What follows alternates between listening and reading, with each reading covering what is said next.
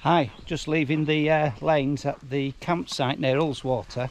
The quiet site is where I'm camping today, and I'm going to go over Gowbarrow Fell, Great Mell Fell and Little Mell Fell. Well, that's the plan.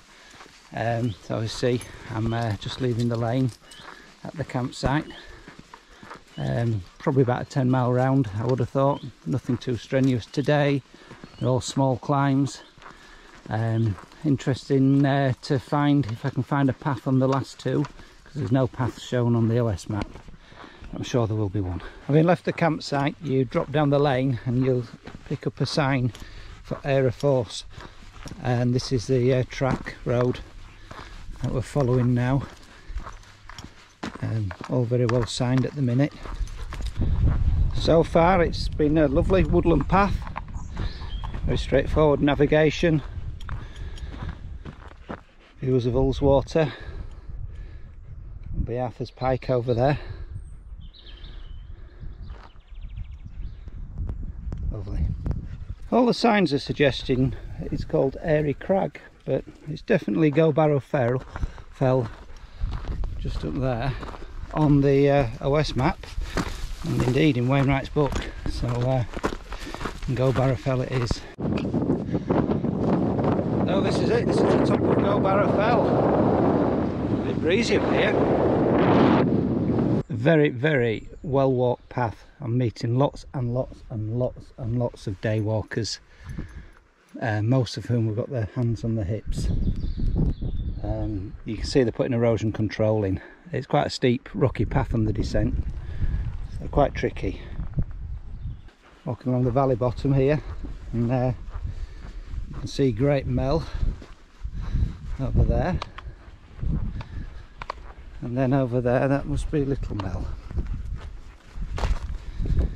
Be hanging a left in a minute. Along the lane towards Great Mell, a couple of little left and rights to take before we get to the bottom of it, and I've just spotted Blencathra in the background over there, sticking up in all its glory. So far path's been pretty obvious.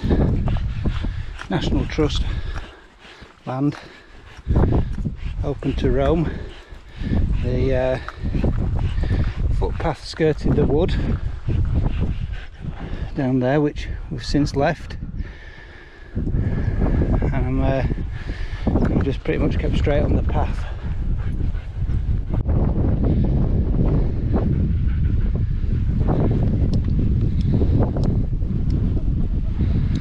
Decided to put Stan on a lead. Not sure how he's going to react to ponies. He's showing far too much interest. So here we are at the top of Great Mell. Fabulous views. You see Blencathra in the background, Skiddaw, the Great Dodd, Hartside, Helvellyn. Wow, fabulous. And that's Little Mell over there, which we're going to try and get to next.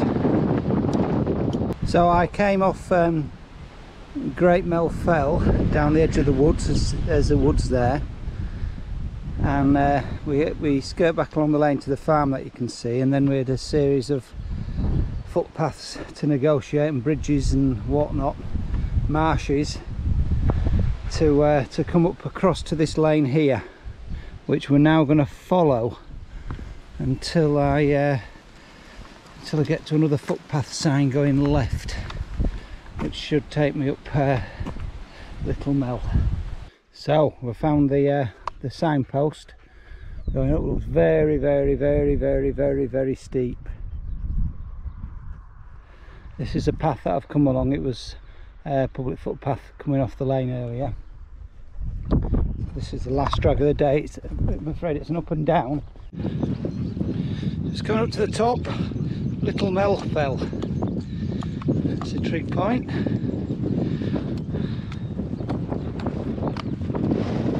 Some pretty good views. You can just see Great Mell Fell over there and the white horses. And obviously the same views we're on Cathra, Skiddaw, Helvellyn, going round, just make out Ullswater.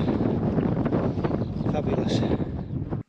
Although today was supposed to be a relatively short day, Stanley and Mia are pooped.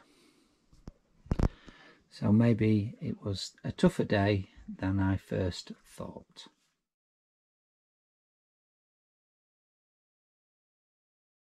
So, Route 14 done and dusted. Don't forget, fill your Lake District Wainwright 214 challenge booking. So, Gowbarrow, the first climb of the day, is actually part of the Ullswater Way,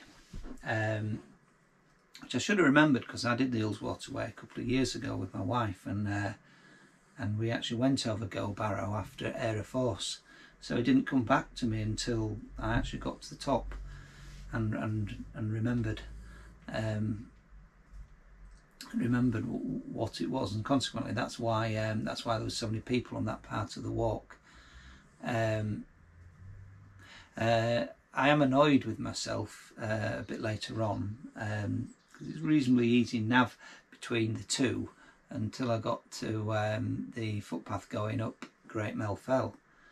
And I could see a lesser used path following the fence, which I took, and the main path veering right, and for some reason it didn't feel the appropriate path, so I just carried on following the fence line rather than map checking. So it caused me a little bit of hardship climbing up the fell side when I needn't have bothered climbing in such difficult circumstances, let's say. Notwithstanding that, the footpath was still a steep path. Once you drop back off of Great Mell, then you go back to the farm and try and follow the footpath signs, which is like going left, right, deviating you around various fields and bogs, and it does take a bit of careful navigation to get across to the lane which takes you to the bottom of Little Mell. So now when you follow that lane, I think I mentioned in the video that you've got to look for a footpath sign, a finger post. Well, you see that footpath sign when you get to a house and a B&B, which you then follow, and eventually you see the other sign pointing up the very steep ascent of Little Mell. It's a short climb, it is steep, but it's nothing too difficult, and it's nothing too long. Once you get on Mell, I took a right towards Ullswater, thinking it'll bring me around to the back of the campsite. Now I suspect what I should have done is actually gone straight on, because I heard afterwards that there's a gate at the top of the campsite taking you onto Little Mell, so it probably loops around the back, but that's hindsight, and I took a right and ended up going back down the lane. If I was to do it again, I'd go straight on and look for the path which brings you to the back of the campsite. Obviously I walked with Mia and Stanley today, expecting a 10-miler, nothing too arduous, and it turns out it was 11.5 miles, and there's actually 3,000 feet of climbing, which took me 4 hours, just over, and I was actually walking out for about 4.5 hours. It was an afternoon walk for me. I had quite a nice afternoon walk, but a little bit more arduous than I probably expected. But it was a good day, and it's nice to have a mix of shorter walks along with some of the longer walks that I've planned.